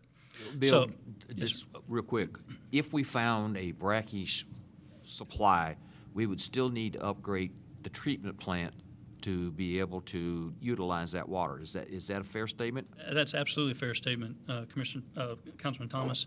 And I think that goes right back to what I was saying before. As we look at this whole picture and make decisions on how we do those upgrades, we need to understand, is that we might not have to say today that is a source water, but we want to be prepared for that if it is. And so we want to make sure that those upgrades accommodate that in some fashion. It might not be that we would have an RO system, clearly, but the pretreatment or the initial treatment would. Certainly, and part of that whole thing is citizens need to understand that City of San Angelo has a 1920s era water treatment plant, and at some point in time in the not too distant future, we're going to have to get into the 21st century. That is correct. is a very conventional process, and I can't have that discussion without saying this about our folks that maintain that and operate that plant. They do a tremendous job. We haven't talked about the Red Arroyo project, which has come up on many occasions in terms of looking at that, as well as the Valverde water option. The Valverde water option would be part of the West Texas Water Partnership purview, if you would. That's one of the sources that has been looked at. The Red Arroyo has been explored extensively. There's been several studies. The last work that was done on that, and this information was presented to the advisory board, and at that time they basically took that off the list. For what reason? Well, several. One, it's very expensive. It's a very expensive project, and the firm yield of that water is very, very low. In fact, it's basically zero, and so that alone did not make that a viable project. The other issue, and one of big concern, is the water quality would be very, very bad. In fact, it would be something that could very possibly require an advanced treatment process like what would be required for direct potable reuse. As you can imagine, the water that enters the Red Arroyo is runoff from the city. And so there are oil and gas and trash and stuff from a dog park and a lot of things that are in that water. It would be extensive treatment requirements for it. So at this time, it was just kind of there might be some possibility for that in the future, but the cost of that and the lack of any real confidence of firm yield just made that not a viable project at this time. So before I leave this, I think that we've identified that there, and all understand that there are several issues out there that we need to look at. And from my perspective, we've just kind of been laying these out, and we've just kind of been talking about them.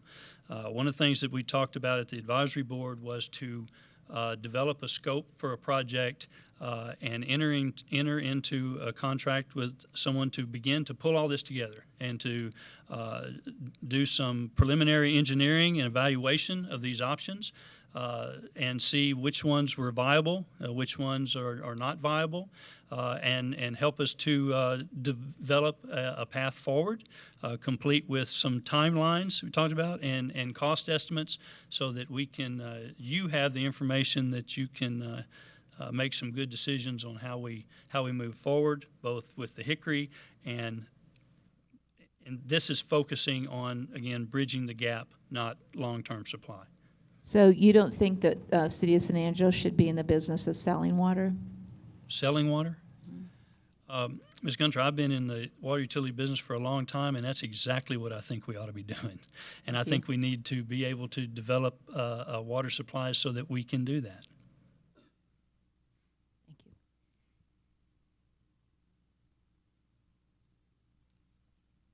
So, Bill, let me ask zoom out maybe here a little bit.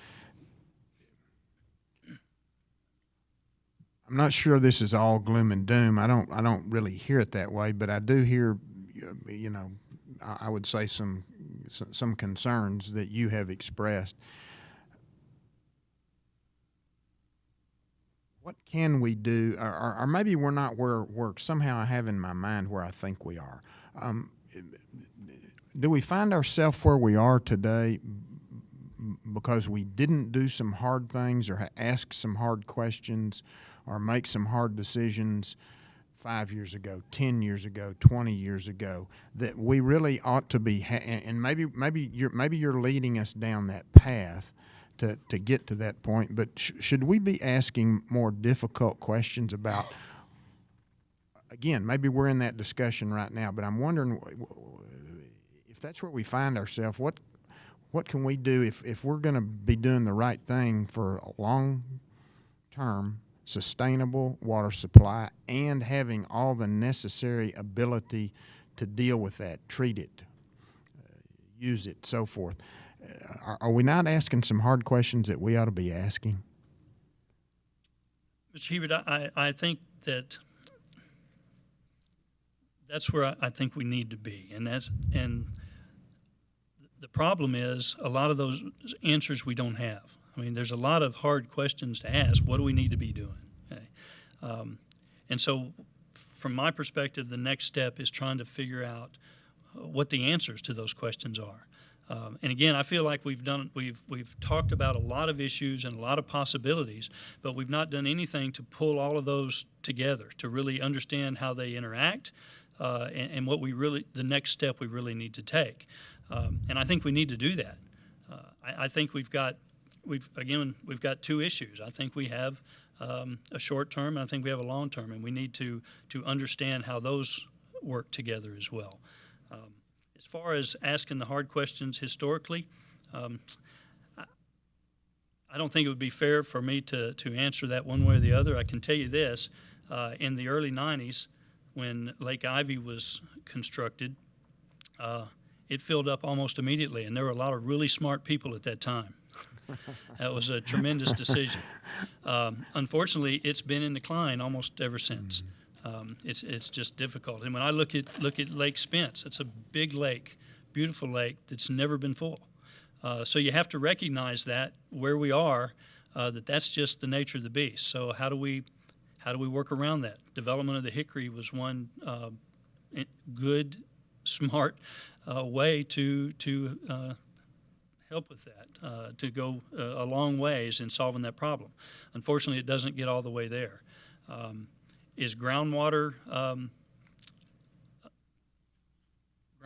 is not subject to evaporation. So how do we,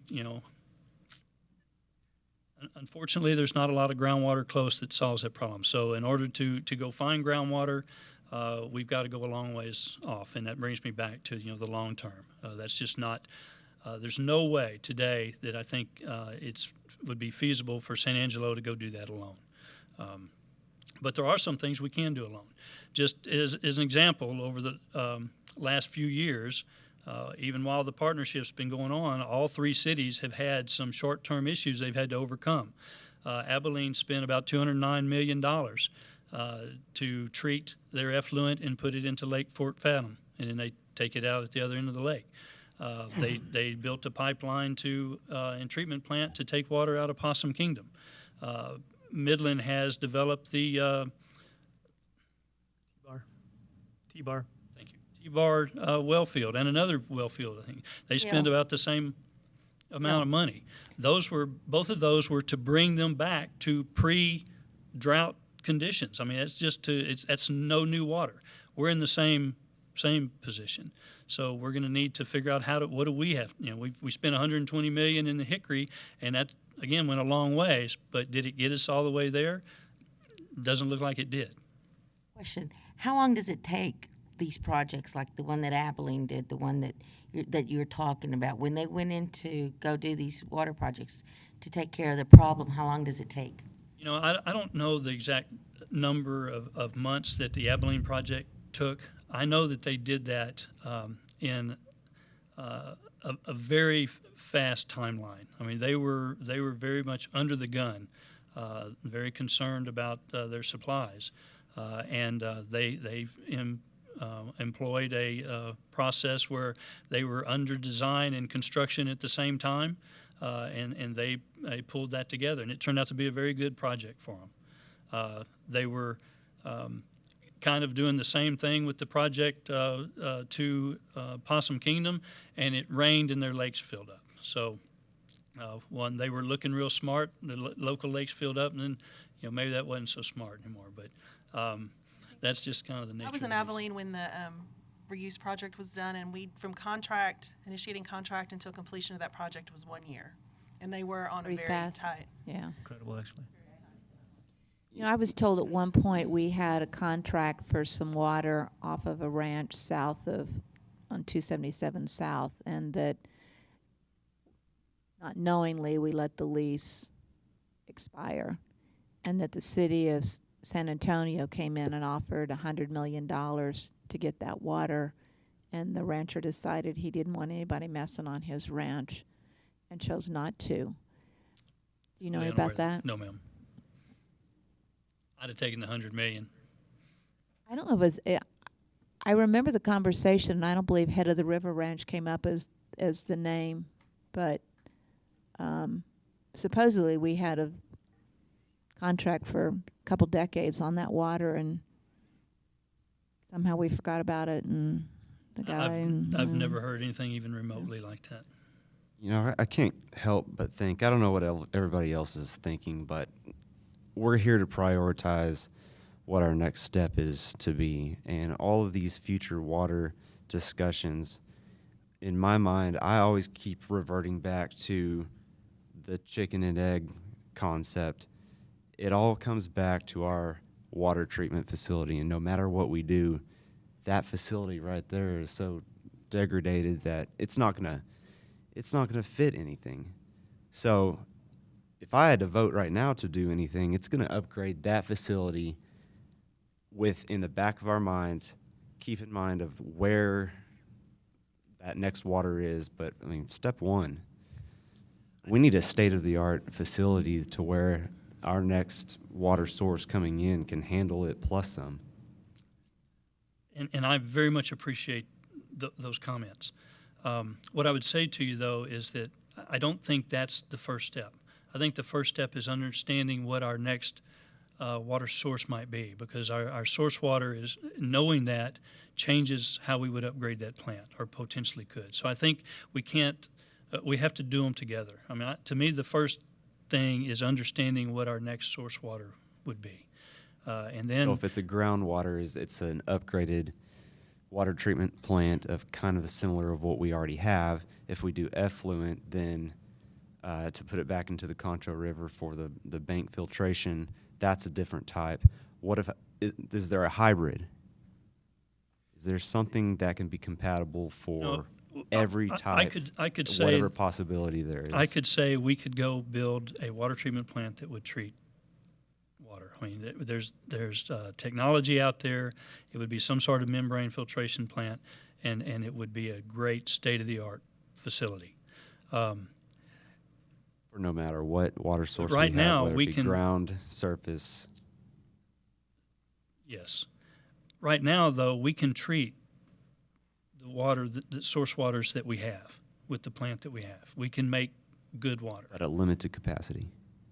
No, actually, that plant is sized to treat about 42 million gallons a day. Okay, that's so good to know. The plant will treat the water. Okay. So to me, the first priority is finding water. Okay. And I didn't know that 42 million. Thank you for. Right. The plant needs to be upgraded. I mean, Right. There's no doubt about it. That has to be part of the discussion, part of the plan. I just don't put it at the priority. The wastewater treatment plant has some serious limitations, has some failures. Those failures, you know, could result in, you know, I mean, it's right on the river. We can't leave that out of the discussion either. It has to have, you know, and if all things equal today, if we have water to treat, that our water treatment plant would treat it, our priority would be, we need to do something with that wastewater treatment plant.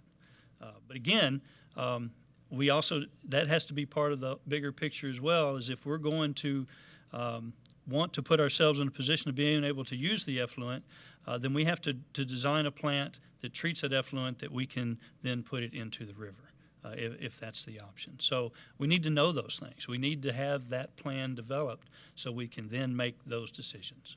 I'm glad to know the 42 million number. So the only thing we do know, hardcore do know, is $31 million.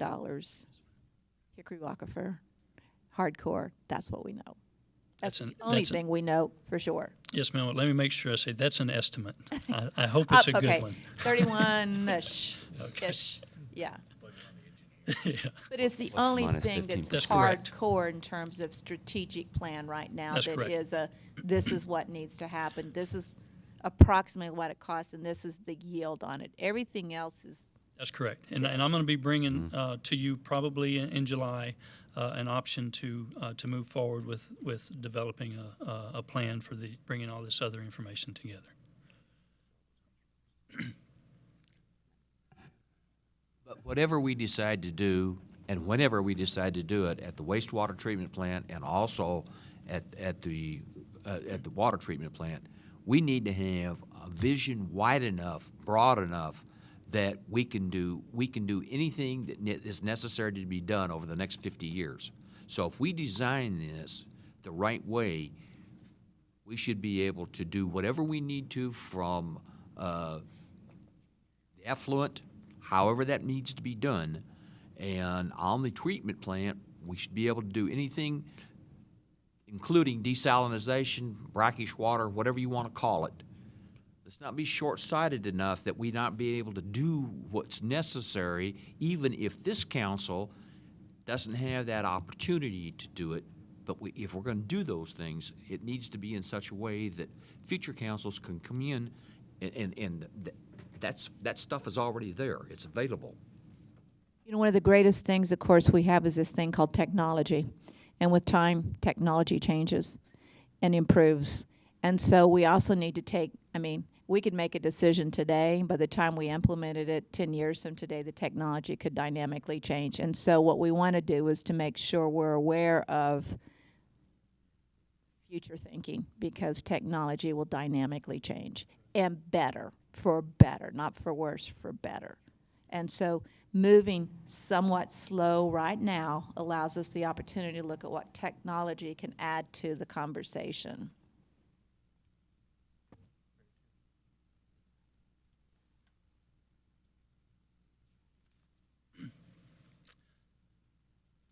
What Allison was reminding me is that part of the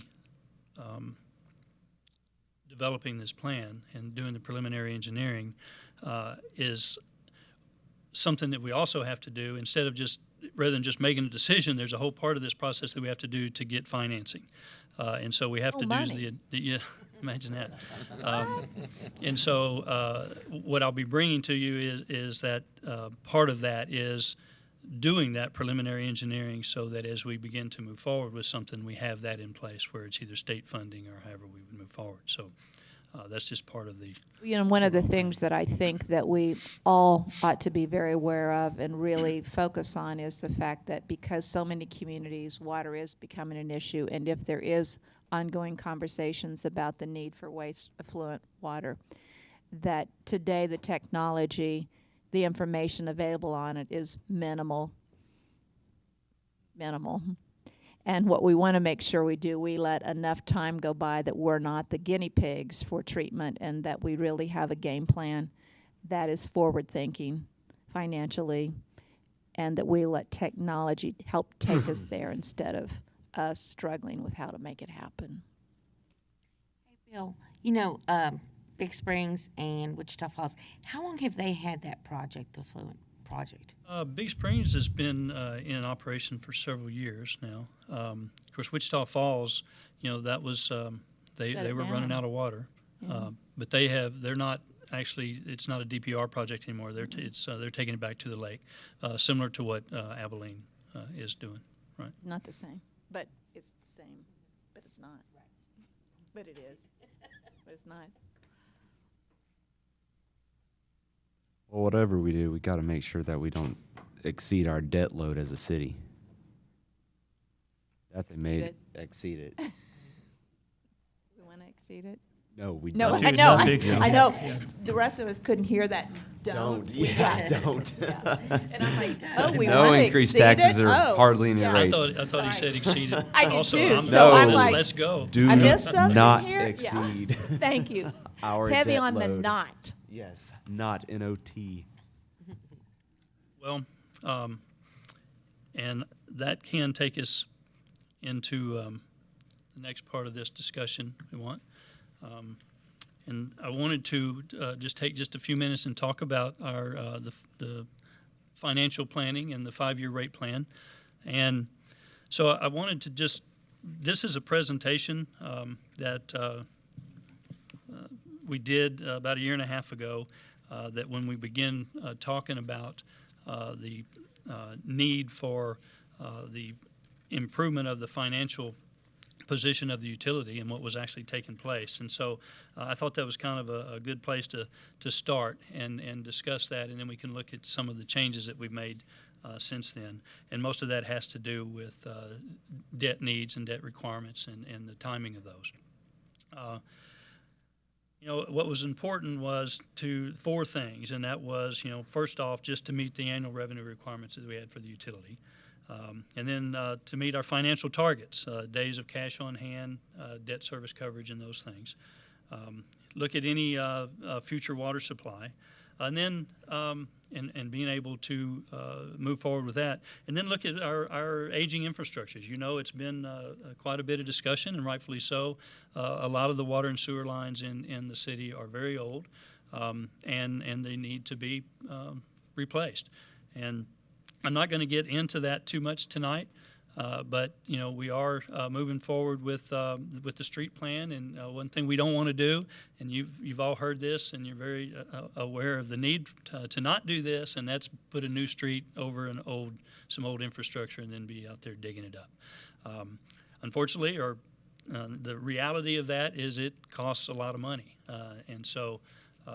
But it needs to be done, and so we're doing our best to figure out how to do that in the most efficient manner. So as we begin to look at what the challenges are for the utility, is we looked at what our expenses were, and this is looking over the last 3 or 4 years, and this particular slides ended at the end of 2015. As you can see, that our actual revenue was considerably less than what our revenue needs were. And so that created some pretty extensive challenges. We had our budget, which was based on, obviously, our maintenance needs and other, capital and rehabilitation needs, and we were not able to meet those just because of the lack of revenue. And we've had this conversation a lot. Unfortunately, we need to conserve water. The community did conserve water, but that obviously hurts your revenue stream, but it doesn't change your expenses. Clarification for me, the water that the city uses, is it included in the revenue That the city uses, like for parks, et cetera? Is that inclusive, or when you talk those numbers, or we're talking only residential, commercial, but not the city? There are some some of the parks, those are included in, they budget to pay for that water use, for irrigation and other uses. Show these numbers, that those numbers would be inclusive of the water used by the city for parks, et cetera? Yes, ma'am, that's correct. Okay. So where we came to over up to about the end of 2015 is we were seeing the fund balance drop considerably. And by the time we got into the end of 2015, where this slide shows that we were at about $300,000. Actually, we were in a deficit at that time of about that much. So the bottom line was the utility was virtually going bankrupt. It could not sustain itself, and certainly could not afford any additional capital for any development of any water supply. So something needed to be done, and so we began to look at how we could implement a rate plan that would meet the financial targets. Again, those meeting our just operating expenditure needs. Our financial targets of cash on hand, which we chose a 75-day, which is a minimum, what we would want to have cash on hand, which for the utility is about just under $5 million for the water fund, and then meet our debt service coverage. Ma'am? What do most cities have? 75 would be very minimum. 90 days. 90 days is normally what some cities. 90 plus, yes, sir. Talking to Midland and Abilene recently on what their fund balances are, and I won't tell you the numbers, but they were a lot, and they were concerned about it, and so you know, it's important to be in, and clearly one of the major issues with that is if we are borrowing money, you know, if we're not in a good financial condition, it costs a lot of money. It's very important, is as important as any part of this. And so looking at what the key assumptions were, obviously from water and sewer both was, you know, our infrastructure, water and sewer lines, the treatment plant improvements that we've talked about. But probably the biggest driver was any future capital for water supply. That was going to drive the biggest thing that we had to look at. Now, there's been a lot of discussion about this, but we anticipated that the DPR project was going to cost around $136 million. It's important to understand that that included upgrades to the treatment facilities. That was not something separate for just an RO treatment process. It did a lot of other things that still need to be done. Let me ask you a question. As it relates to Hickory Aquifer, that was paid through by half-cent sales tax money, right? Not the water fund? The Hickory Aquifer. I'm sorry, the Ford Ranch purchase or the original? No, I'm talking about the $120 million for the wells and the pipeline. That money came from what source? There is a portion of the debt service that is paid from the half-cent sales tax, and I don't recall offhand, Mike. I think it used to be in the neighborhood of 1.6 million, but that may have changed that may have been what it started at, but I think it may have changed since then as rate planning has taken over. But that's where it started, and the rest of that came from water rates. Okay. And the debt service alone on that was just shy of $7 million a year for 20 years. Okay. And the half-cent sales tax currently that's transferred to debt service is about double that now. I think it's a little over 3 is what it is now. That's helping to fund that debt service, and that was done as part of the rate plan that we put in place. So we had included in the rate plan the $136 million, and we had that $80 million in the water fund and $56 million in the sewer fund. But when the council decided that we're not going to move forward with that project, we didn't pull that out because we knew that there was going to need to be the funds available for some water supply. And so we left that in there. Bill, if I could, that was at council's direction. Absolutely. They said, we want the placeholder, but we don't necessarily want to commit to DPR. So they did say, keep the placeholder. That is correct, which made a lot of sense because otherwise we weren't planning for the future there. Recently, we did an update to the plan, which basically what we did was just move that amount of money to different years because we knew that those expenditures were not going to take place all in one year. They originally were planned to take place in 2017 with the first debt payments in 2018. We knew that was not going to happen, so we did the purchase of the ranch this year, and then we pushed the additional monies out to 2018, I believe, 2019, and 2020. Again, that's not with any specific project in mind. It's just keeping that money in the rate plan so that we have the ability to fund any additional water supply or projects, including the Hickory that you might need.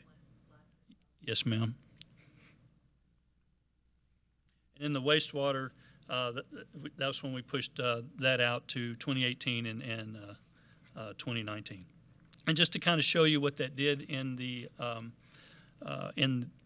our financial planning as far as debt service, in the original plan we had in 2017, we see that we have about an additional $1.3 million in debt service that's associated with the Ford Ranch purchase.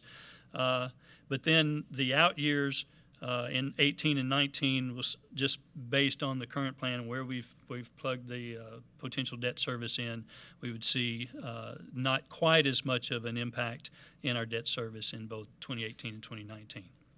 Again, those are obviously subject to change depending on any decisions that are made on any water supply project, including the Hickory. Yes, ma'am, it does. The debt service for 2017 includes the debt service for the Ford Ranch. And then wastewater is the same. Since we pushed that out, we would see that we would overall lower the debt service on an annual basis through the 5-year plan. Just to kind of show you where we are in the how we are tracking as far as the rate plan. Current fund balance at the end of May in the water fund is about $1.6 million. Our estimated fund balance at the end of the year is still around $3 million, and our target is $4.7 million. As you know, the way these things work is it's not the same every year. Our expenses and revenues vary. And so throughout the year and each year, so the target is not a linear line of improvement, but it's intended that over the 5-year period we would end up in being much more financially stable and meeting our financial targets. The wastewater is currently in better condition. This is a little bit skewed at the $9 million current fund balance because there was an older bond sale that was intended to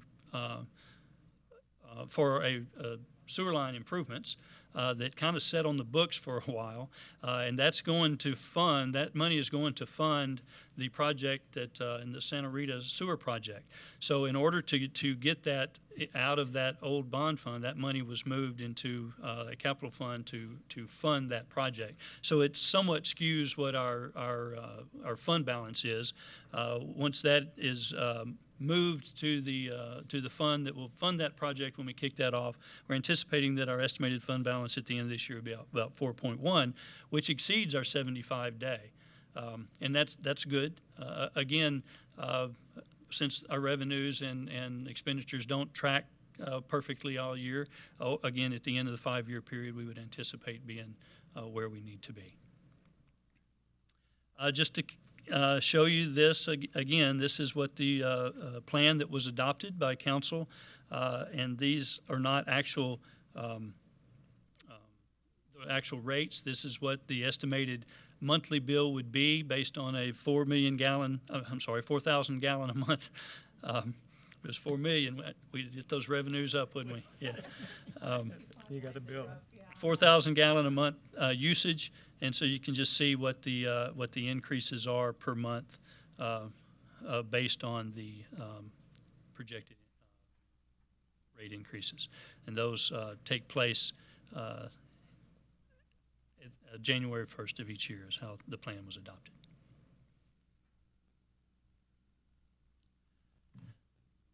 I think for the most part that was the prepared presentation that we have. Hope that was beneficial. I think that it will be for us. So you're going to bring to us a plan next month or sometime in August that we can start to look at for where we are today and what anticipated direction we may move? Yes, sir. Okay. At this point, I'm anticipating bringing that to you at the July meeting. I believe that's towards the end of.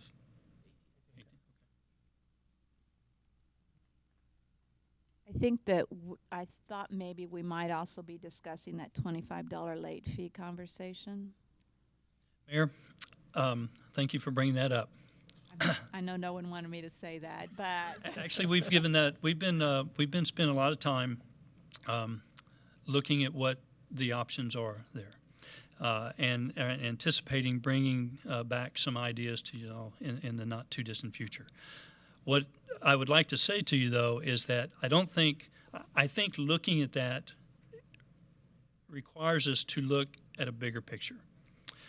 We have a lot of fees that for tap fees and things that we services that we provide that we're not getting near what it's actually costing us to provide those services.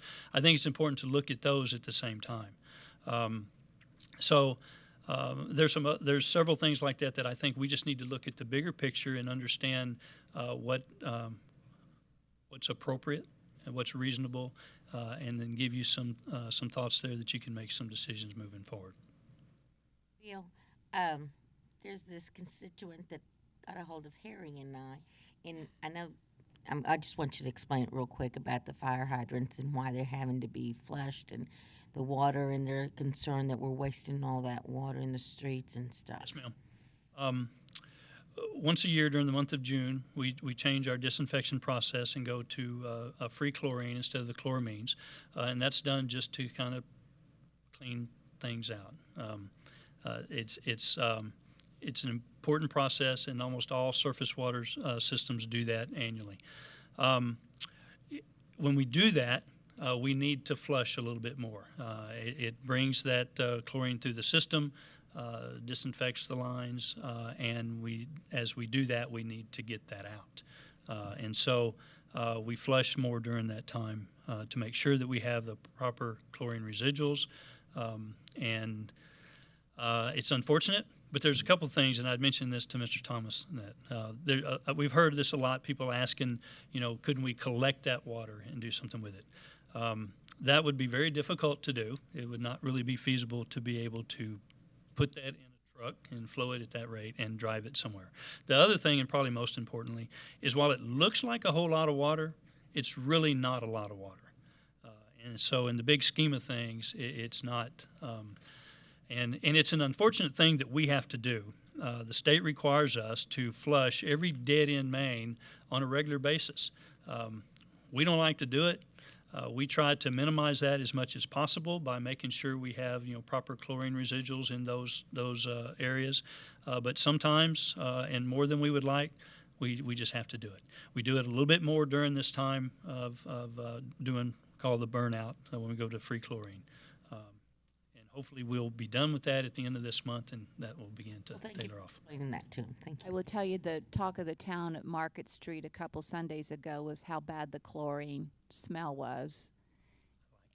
And some very disgruntled citizens because they felt like their whole home had turned into like a Clorox bottle with the lid off of it. That's very interesting to me because, most groundwater systems use free chlorine as disinfectant, and most of my life I've been on groundwater, and so I'm used to that, and I like that. The chloramines has a flavor that I don't care for. If you're used to drinking the chloramines, you don't like the Clorox. So, but it all smells like clean water. They were quite sure it smelled like chlorine Clorox. They thought it was the pool coming They back. did. They described it as it felt like they were living in a very high chlorinated Well, they can swimming cut down pool. on bleach during that time. Could we at least run that water into citizens' yards to water them at that time? I mean, that's a serious question. Big old garden hose on the end. Yeah. Pump out there, and I was going, no, you If cannot. we did that, everybody'd be wanting us to flush on their corner. Do it at the dead of night, and then we can. Okay, any other questions, comments from anybody concerning this presentation? It was well done, very well communicated, most informative, and so thank you very much. I feel like I'm walking out of here much more knowledgeable than when I walked in, and I greatly appreciate that. Thank you for taking my questions and for dragging the meeting out. Mayor and council, if I could just beg your indulgence for just a couple minutes more. I feel like I need to say this because I'm not sure that Jason, lift your mic up. Let me do this.